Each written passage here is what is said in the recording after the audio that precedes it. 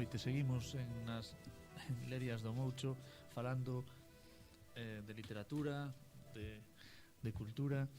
Creo que levábamos demasiado tempo xa, que estábamos un pouco falando da familia, de tanto de antecedentes da historia da guerra, e nos quedamos un pouco pois sin saber casi que o que significou un pouco túa vida na época de estudiante. Queríamos saber un pouco que era, como te marcou despois no futuro toda esta época de estudiante. Imagino que en Santiago, non? Empecé estudiando primero a primaria, o que se chamaba entón ensino primario, me parece que chamaba, e despois todo o tempo no Instituto Santa Irene de Vigo. Por ali pasaron... Que profesores lembras? Pois lembro a... Bueno, Ferrín, o último ano, Leónides de Carlos, deixoume unha pegada importante. Ainda me acordo de alguna das súas definicións sobre filosofía. Porque, de feito, ti despois estudiaste filosofía. Sí. Non rematei filosofía por circunstancias que, se queremos, conto. Conta. No, Leónides sí que me deixou, un home que me impresionou a súa forma de falar. Morreu fai pouco, non? Non morreu. Que no, ainda debe seguir de vida. Bueno, que non me escoite. No. Quero matalo. É unha institución, ao largo de tantos anos. Para mí sería un pau terrible eso, porque como estive un mes fora, igual. No. Bueno, eu que sei, recordo un gran profesor, Evaristo de Seda, Logo Evaristo, sí, profesor de latín. Traduciu agora a Homero, non? Ao galego. Sí. No, xa hai tempo que se publicara meu pai precisamente en Castelos. Pero agora publicou uno de novo, reeditou esas... Se reeditouse, quizás por a cultura galega ou algo así, non? Era a traducción do Homero de... E despois, bueno, pues, eu recordo que ese foi un gran profesor, a mí tamén deixou me mitad de pegada. De Ferreira, en fin. Arzúa, profesor de historia. Despois de Vigo, desta etapa, vas a Santiago? Fui a Santiago. Como estabas en Santiago? En Santiago... Estamos falando xa do anos 60 no 70. A Santiago fun bastante deprimido, porque nese ano morrera a miña irmá, entón fun con esa cousa, con esa pena xa...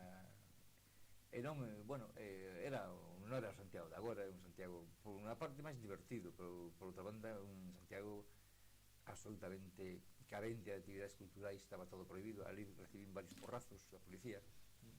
Facendo que? Pois unha vez protestando porque o teatro fose máis barato, teatro popular. Entón pegaron un porrazo na espalda, ainda me doe de cando en vez. Bueno, había esa cousa, esa loita contra o franquismo, esa vivencia tamén juvenil. Pero, bueno, había unha secura absoluta de actividades culturais, non había nada. E cando traían a mellor aos joglares, pois pagando unas entradas prohibitivas e cosas deste tipo. Bueno, entón a miña vocación de estudiar filosofía e letras aos 2 anos, precisamente despois de recoller un examen, a nota dun examen que tiña medio atragantado, que non me acordo que era, de lengua española, deranme un sobresaliente, collín todo, metín na maleta todos os libros e volví para Vigo e dixen ao meu pai que deixaba a carreira. Foi unha desas parvadas que se fan na vida, porque agora me arrepinto muitísimo. E entón meu pai puxeme a traballar con el nas edicións Castelos, pero bueno, recurrante base, porque este ano dediqueime a preparar Bellas Artes, que era a miña vocación. Eu deixei a carreira de filosofía por Bellas Artes, por facer Bellas Artes. Sí, por certo, despois continuarías pintando, non? Sí, sigo pintando. Pero xa por... E unha exposición por aí tes? Un par delas de colectivas. Pero sigues coa pintura ou deixacho xa? Non, como puro aficionado, pinto debuxo, pinto para divertirme, pero en absoluto. A mellor algún día me animo a facer unha exposición, pode ser. Pero bueno, estaba convencido de miña vocación de pintor, entón deixei filosofía por eso, estive preparándome en artes e oficios en Vigo, presenteime o exame. O exame era un exame que duraba 15 días, eran 3 horas diarias, pintando a carboncillo unha composición dunha estatua, os mantos, un espello. Tiña bastante ben preparado, por unha cuestión amorosa. Andaba enamorado dunha rapaza de Vigo e entón botaba moitísimo de menos. Precipitei o examen e fixen 3 días, volví para Vigo, e claro, suspenderon. E entón é cando meu pai pecha a editorial, non por esta razón, por suposto. E entón teño que facer algo, entón, bueno, pues as asignaturas que aprobara de filosofía e letras, pues compensaron en magisterio e fixe magisterio. Unha cuestión, en aqueles anos finais 60, 70, pola editorial pasaba moito, estamos no inicio do nacionalismo que xa non está vinculado ao Partido Galeguista. Por aquela editorial circulaba moita xente. Sí, moitísima xente. Non simplemente pola editorial, sino pola casa de Coloso. Para a casa. Ali, claro, hai que ter en conta que a casa que nós tiñamos daquela alugada, que agora marcamos hai tempo, que agora é nosa, estaba a carón da casa de Paco del Riego. Donde estaba agora o bar Timón, ali en a Corporación, ali estaba unha casa onde veranaba Jesús Ferreira. É unha casa que de frente da estrada, pasaba os veráns Colmeiro. En fin, tenían a seus amigos, ali pasaba todos os domingos, fin de semana Álvaro Cunqueiro, e traían a seus amigos. E facíades tertulias? Había tertulia, eu era un enano, eu era un neno de 8 ou 10 anos, pero sí que aquilo quedou implantado para sempre. Pozo, non? Sempre. Había discusións ali, cuncas de viño e discusións e tal. Tes algunha lembranza de algún persoeiro destes? Teño, a figura que máis me impresionou foi a de Otero Pedrallo na librería do meu pai, en Monterrey. Foi unha librería de vello e tamén editorial, porque para min era enorme. E teño unha lembranza moi entrañable de Plácido Castro en Coruxo, que ti además tes unha obra pública. De Xulio Ríos, sí. De Xulio Ríos, sí. Efectivamente. Porque Plácido era un home absolutamente bondadoso, entón era un home que aquela época económicamente estaba moi mal, porque fora un home rico ou casada con unha muller rica, pero aquela época andaba moi mal de diñeiro, e sen embargo tiña pues, a delicadeza de traer uns xoguetes para nós que facía él, con chapas, maramios. Estaba convidado a xantar moitas veces na casa de Paco del Riego, quedoume tamén moi a súa figura moi grabada, e despois resulta que este home foi un home importantísimo, Quizás desconocido polo tamaño, non? Porque tanto Otero como Plácido eran enormes, non? Eu recordo a Plácido con traxe de liño branco e un sombreiro branco, un home con unha fasquía moi impresionante.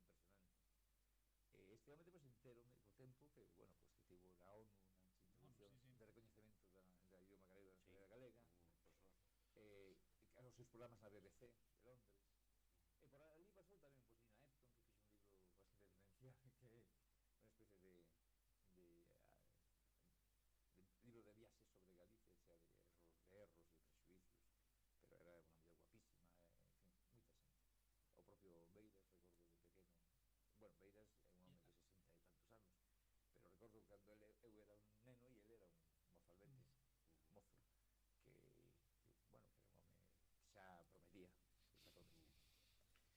E despois magisterio, rematas magisterio, e xa ven a túa relación con Miñor ou é posterior? No, bueno, sí, eu remato o magisterio e nese mesmo ano tive a sorte de entrar no colexio, e que este ano celebramos o 25 aniversario, e exactamente eu entrei cando na primeira... Pero ti cumpres o 25 aniversario co colexio.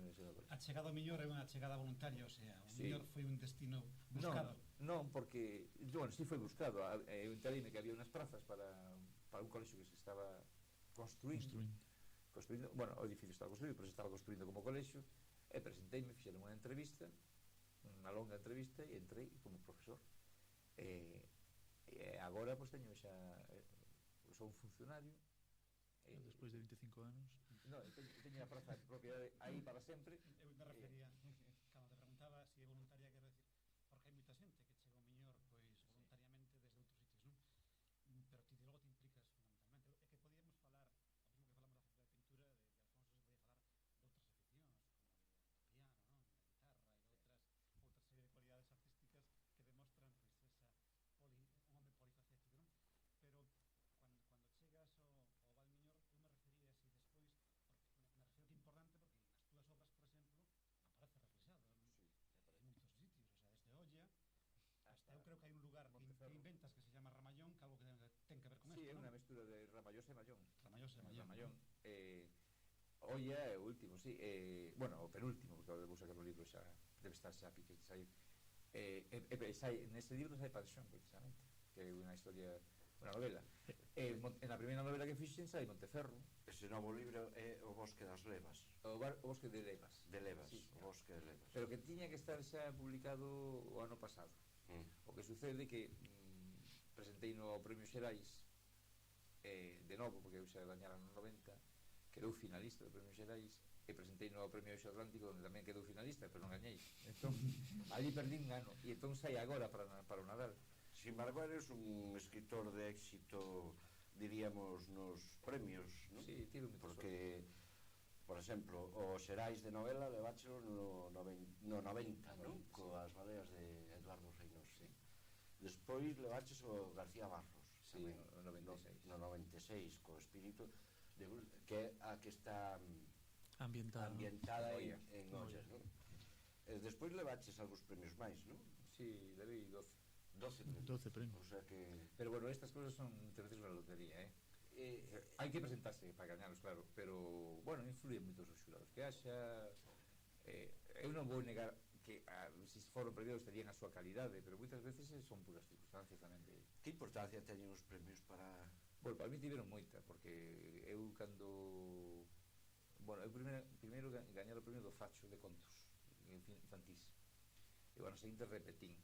Entón, isto era no ano 85-86. E no 88 para mí tivo unha influencia trascendental porque foi Feito de Bimio, porque foi o premio 4x4, e entón me publicaron a novela, e entón xa, bueno, anima moitísimo. O sea que aquela primeira novela saliu, publicouse en función de que levou o premio. Exactamente, porque nas bases da convocatoria estaba a dotación económica, que eran 200.000 pesetas, e a publicación da novela. E entón, claro, eso, ver unha novela túa animame moito. E despois, bueno, pues, no 90 levei os Xerais, entón claro, estimula, aparte que, bueno, a cuestión económica tamén influe, no que sexan aí, podas vivir desto, é absolutamente imposible, pero para tapar buratos grandes tamén vale. Hai algún momento na vida na que te des conta o que ti penses que queres escribir? O sea, a veces hai un profesor, hai unha época na mocedade, cando chega un momento donde tú que viviste nun ambiente sempre rodeado pois, de libros e de cultura, te animas a escribir? Pois hai unha época que foi que cando eu vexo frustrada a miña vocación pictórica, que era o meu, aínda que o meu soño sería a música, se volvo a nacer algún día, me encantaría ser director dunha orquesta, porque é o máis soño. Precisamente, ademais, é que aí sí que teño esa cousa gravada contra o destino, pero o destino comigo por todo se ven, en xeral. Foi que meu pai nunca soubo destes premios, porque meu pai morre no 85 e eu gaño o primeiro premio no 86. Bueno, gañara un cando tiña 14 anos en Oviedo, un ano vivimos ali en Oviedo. Era un premio de contos. Eu tiña 14 anos, presenteime, era que meu pai sí, eso sí que o viviu. E nese concurso, que era da Diputación de Oviedo, da provincia, pues tamén meu irmán Pepe gañado de poesía. Entón, bueno, pues hasta hubo festejo familiar. A túa dedicación á literatura foi unha vez descartada a pintura. Primeiro a literatura, depois como fora aquelo que era ali no ano 67, pois depois era a pintura. E despois cando me presento este concurso de contos do Facho, pois xa a pintura xa estaba traballando aquí en Panxón, e a pintura iba a ser a miña afición simplemente. Eso empezou a animarme. O sea que a próxima etapa é a de músico, non? Noutra vida, na reencarnación. Ahora son músico aficionado. Xa que estamos en Pansión de novo, hai certos temas que para Alfonso o marcan, dentro do Valmiñor, por exemplo, as dunas de Gaifer é un tema obsesivo para ti, non? Sí, porque é terrible. A mí me marca a desfeita caprichosa do entorno, e sobre todo a desfeita que se fai por pura especulación. Entón esas dunas eu recordo precisamente de vir con meu pai de pequeno nun coche moi bello que tiña, que o utilizaba para levar os libros da librería, ir por ali a mercar e a vender, e trouxome aquí de pequeno, e aquelo impresionoume, as dunas impresionaronme, porque era un mundo suxestivo, casi lunar. E entón, claro, esta desfeita que se fixo aquí, que además é irrecuperable, claro que marca, como tantas desfeitas están facendo, son irrecuperables as desfeitas, por eso son desfeitas. Algunhas, como foi a desfeita que se fixo en Vigo Novao, ou a desfeita que se fan en calquera entorno, ou en Samil incluso, ou en Samil. Había tamén unhas dunas ali en Samil moi bonitas. Bueno, foche un dos intelectuales do Valmiñor que en principio pues puxeron certas dificultades ou supuxeron o trazado da autoestrada, non? Hoxe comentan que gracias á autoestrada pois hai un gran movimento económico. Sigues pensando de que non era esa autoestrada que precisaba Valmiñor? O prezo que se fixo pagar por esa autoestrada foi excesivo. Eu non estou en contra do progreso, sempre e cando ese progreso sexa racionalizado. Penso que unha ampliación de estradas ben feita, sin facer esa carnicería que se fixo ali, que separou leiras leiras de leiras, e que trouxe moita e que arrasou con cultivos, non compensa o que económicamente poda supor. Eu non sei o que pode supor económicamente. O que sei é que esa autoestrada quedou atascada este verán, un atasco descomunal. Pero non será que tamén a veces os intelectuais tedes a vía bucólica dos paraísos que xa perdidos que non volven? No, que va, eu son un intelectual urbano, prácticamente todas as miñas novelas, a Gasa da Peito de Mimi, o espírito de Custenac, casi todas son urbanas, os contos son dos urbanos. E aparte que a cuestión bucólica, claro que me interesa, por suposto, pero tamén loito contra a desfeita urbana, que esa de Vigo xa é... Era unha pregunta con trampa e con maldade. Importante da autovía que sea racional, non? A construcción, ese é o problema, non? En este momento esta autovía incluso non dá o servicio que realmente debía dar para falas da autoestrada de... No, da do Valmiñor. No, claro, é que este está saturado. A poboación de Nigrán é irreal. Unha cosa son os votantes que haxe, outra cosa son os que ocupan o Valmiñor como entorno dormitorio. Entón, claro, hai un tráfico tremendo a Vigo, ida e volta todos os días, e se satura, pero por saturarse saturouse a autoestrada. Creo que foi por un exceso de, non sei, porque Sí, porque fora un... Non sei exactamente que sucedeu aí. Foi un día que de repente cambiou o tempo, empezou a chover, todo o mundo decidiu marcharse para Ourense, para Vigo, a sogra, todo. E se estuvo aí media hora atascado. Non hai cuestión de centrarse a autoestrada, aínda que evidentemente non hai autoestrada para estrellar o Valmiñor. Me parece que fixeron moita ferida para unhas cousas así. De feito sigue habendo moitas protestas por parte de xente que está afectada, que aparte non ten solución. E aparte que nin lla buscan, vamos. O problema do tráfico real que é o de ir a Vigo, non se soluciona. Sen embargo, eu estou a favor da autoestrada do eixo atlántico. Podemos ir desde Coruña hasta Lisboa. Eso me parece un avance importantísimo. E de feito, temos que Portugal en este momento foi escollido como sede, me parece que dos mundiais de fútbol ou algo así. Me parece que sí. Para Eurocopa. Sería un atraso en este momento estar en contra das autopistas, pero hai que facela racionalmente. Mira, xa que falamos un pouco do Miñor, creo que sería interesante que tamén nos contaras a labor que faz ao frente do Instituto, do Colexio do Instituto Social de la Marina. Sí, eu son o director, fui director dos 4 anos pasados, e agora son o director nos 4 que veñen de comezar. É un colexio que aínda tamén segue bastante descoñecido dentro do Panxón. Hai ainda xente de Panxón, o que vive aquí, o que durme aquí, non sabe moi ben que hai aí. Entón, non simplemente eu, son todo o equipo de educadores, profesores do colexio, temos a intención de que ese colexio se dé a coñecer, que se abra ao pobo, de que no pobo, que aquí se fagan actividades culturais, e de feito xa estamos nese camiño. Ese concerto que vexo aquí posto de Urbano Cabrera, a que mando desde aquí os saúdos e que me escoita, pois fíxose no pabellón, no salón dos nosos colexios, se realizan actividades do Concello cun convenio que temos, e pouco a pouco vaise abrindo, porque, incluso cededes unhas oficina, Instituto de Estudios Miñoranos, esa forma de tratar os temas con certo satirismo, non? Con ese realismo crítico, porque, a primeira vista Alfonso é unha persona como tímida, non? Socialmente, pero eu teño estado con Alfonso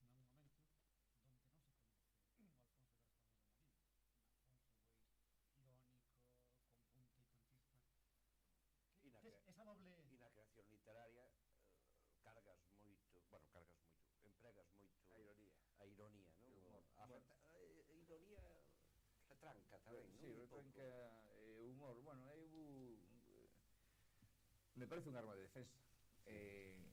Hai Celestino Fernández da Vega sinalaba dous límites no humor, aquelo que era excesivamente tráxico ou o que era excesivamente cómico. A comicidade non é humor. A comicidade de Chiquito da Calzada, eso non é humor, é comicidade. O humor é algo, é un arma de comunicación e de inteligencia. Non quero dicir que eu sexa inteligente, sino que é un arma de inteligencia, que un pouco se basa en deformar a realidade, pero para facer ver a realidade. Quizáis sexa errado, precisamente o humor se vive na propia familia. Meu pai era un home con moito sentido de humor, en toda a familia o é, e foi precisamente a arma de defensa que utilizado contra moitas cousas para subsistir, para sobrevivir, simplemente. Pero esa definición que fixen, estás de acordo con ela ou non? Claro, fixeche. Non, unha persoa que por un lado en certos momentos como se fose tímido, non? Que cando escribe pode ser crítico, satírico, e despois en certos momentos cando o ambiente se relaxa, unha persona pois que se desborda con punta, con chispa, con capacidade de broma, de... Eu recoñezo, sí, que aínda que non me pareza, si son tímido. E moitas veces a arma que temos os tímidos é o humor, sobre ponernos a situacións que intimidan co humor. Pero vamos, me parece... Uns amigos diante No, de eso, aí se transforma. Con vos non son tímidos, eu son tímido cos chavalas. Non son tímido, non. Con vos non, pero xeralmente sí son. Entón, bueno, pues o humor é unha forma de seguir adiante. Concretamente na escrita é unha forma de denunciar sin facer moito dano, e ademais é unha linguaxe de humor que ten a virtude de que o que non o entenda pois é un problema del, e se o entende é un éxito meu. Imos caminhando xa hacia o final do programa, pero antes polo menos algunha cuestión sobre a literatura habría que comentala. Sí. Como valoras hoxe, do ano 2000, século XXI, a literatura galega, o estado da literatura galega? Bueno, comparado co estado da literatura galega como estaba antes, eu valoro moi positivamente, sobre todo porque se abriu un abano de escritores e escritoras moi amplio, e además que practican literatura de todo tipo. Entón fuxiuse un pouco daquel ruralismo excesivo que había antes, e daquel topicismo, ábrese, se universalizou. O que sucede é que estamos nunha durísima competencia con escritores en lingua castellana, porque, bueno, nin as tiraxes que hai de libros, nin a promoción que dentro da propia Galiza se fai dos libros galegos, escritos en galego, e xa non digo no estado, que xa non se fai ningún, prácticamente, o caso de Manolo Rivas e algúns máis, pois hai unha durísima competencia. Por certo, falando de Rivas, sobre todo, o éxito de Rivas en castellano, bueno, non só en castellano, sino en galego tamén, que hai algún libro del que batió auténticos récords en literatura galega, bueno, e que aparte, bueno, non a cuestión, a pregunta é, tú crees que eso é algo positivo? Sí, bueno, eu vexo positivo en canto que a literatura galega se coñeza fora, e vexo negativo en canto que hai autores de talla como Rivas menos coñecidos, ou desde o punto de vista superiores a Manolo Rivas, como pode ser o propio Méndez Ferrín, que é menos coñecido en España Méndez Ferrín que Manolo Rivas. Agora, o éxito de Rivas ten bastantes razóns.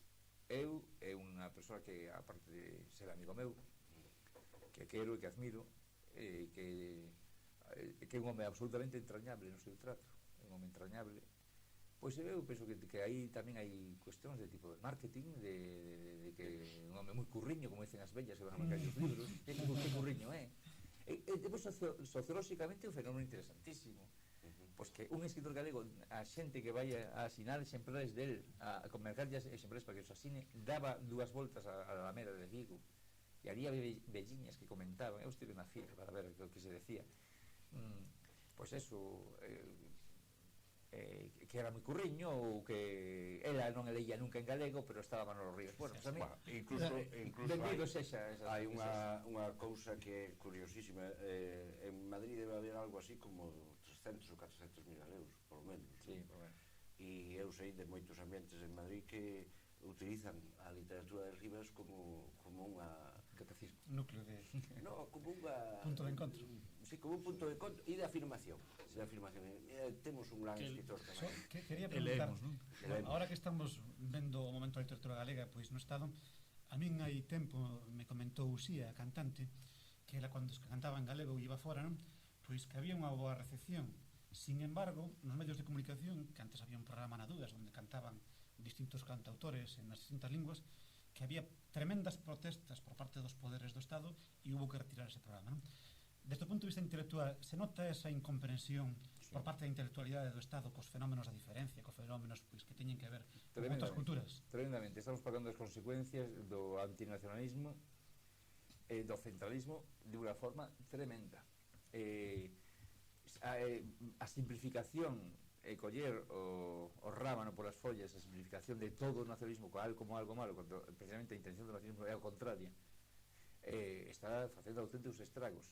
Pero empeza aquí mesmo, Nos mesmos intelectuales, me refiero. Nos intelectuales, por teño suposto, ben competidores. Os intelectuales en lingua castellana ben competidores nas chamadas literaturas periféricas. Unha vez iba a Barcelona a un congreso sobre bilingüismo e chegou unha profesora da Universidade de Estados Unidos, Alma Flor se chamaba, e entonces pasou antes por Madrid antes de ir a Barcelona, e nos ambientes universitarios quedou abrallada que grado de incomprensión hacia, dice, vades hacia Polonia, dice, pois eu lo que fago precisamente en Estados Unidos é ensinar español nun sitio que é un anglófilo, un país anglófilo. Entonces, se ese mismo tipo de actitude tuveran ali, eu teria que desaparecer, non? É tremendo, e aparte que hai outra cousa, a calidade dos escritores de lingua castellana en este momento non é superior a galega, ni moitísimo menos. Nós temos unha literatura de unha calidade contrastada, traducible a calquera idioma do mundo e con unha calidade excepcional, vamos, nese momento. En ese mesmo sentido, bueno, es que teño unha entrevista con teu irmán, con Xosé María, que dice que de todas formas o lector normal en lingua galega ainda está por conseguir. Sí. Iso é certo?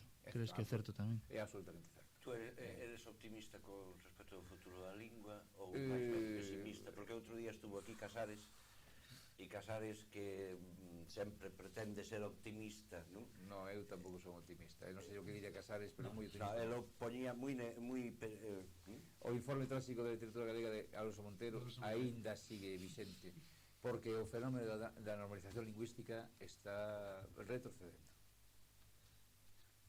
Bueno, pois o tempo rematouse, verdad? Pois moitas gracias por estar con nós, Alfonso. Moitas gracias a vos.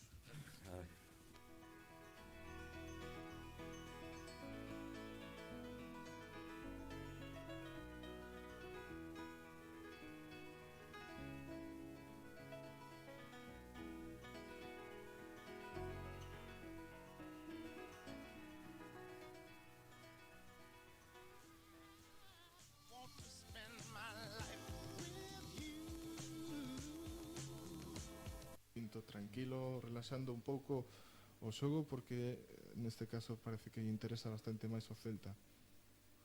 Víamos a falta agora repetida, o dianteiro que lle daba un abraciño ao porteiro.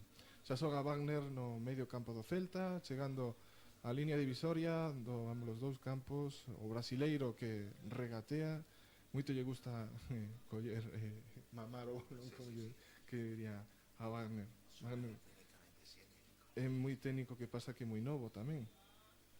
Faltanlle moitos anos de experiencia. Atención agora a xogada, que se facía un lío entre a defensa,